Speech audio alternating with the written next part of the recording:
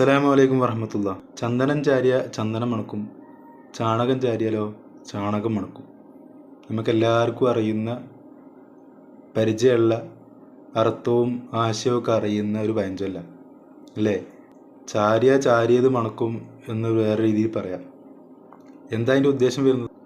നമ്മളെ സഹവാസം ആരോട് കൂടിയാണോ അയാളുടെ ഒരു സ്വഭാവം അല്ലെങ്കിൽ അയാളുടെ ഒരു ശൈലി, അയാളുടെ ഒരു ജീവിത രീതി നമുക്കും ഉണ്ടാകും. ഏത് മണമാണോ നമ്മൾ കൂടുതൽ എടുക്കുന്നത് ആ മണം നമുക്കും ഉണ്ടാവും.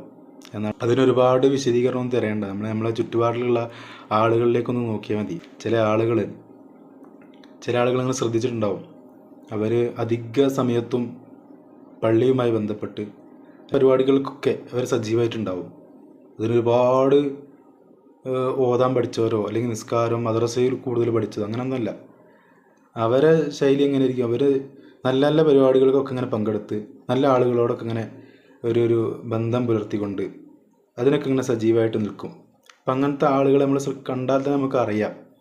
പൊതുവെ അങ്ങനെയുള്ള ആളുകളെക്കുറിച്ച് നാട്ടുകാരും എന്തേ പറയുള്ളൂ, നല്ല മനുഷ്യനാണെന്നേ പറയുള്ളൂ. അത്തരം ആളുകളുടെ ജീവിതം അങ്ങനത്തെ ഒരു ജീവിതമായിരിക്കും. നല്ല ആളുകളോടുള്ള ചങ്ങാത്തവും സഹവാസമൊക്കെ അവരുടെ ജീവിതത്തിൽ വലിയൊരു നല്ലതിലേക്ക് കൂടുതൽ ചാൻസുകൾ അവർക്ക് കിട്ടും. നല്ലതിന് കൂടുതൽ തൗഫീക്ക് ലഭിക്കുക എന്നൊക്കെ പറയും.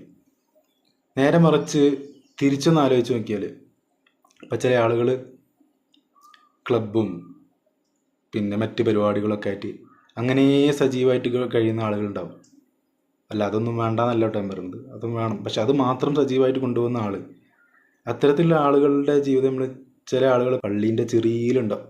ചിറിയിൽ എന്നുള്ള പഴയ ഒരു പ്രയോഗം, പള്ളീൻ്റെ തൊട്ട് മുന്നിലേക്കും, എന്നാലും പള്ളിയിലേക്ക് നിസ്കരിക്കാൻ പോലും അവർക്ക് നിസ്കരിക്കാൻ പോലും വരാൻ കഴിയില്ല.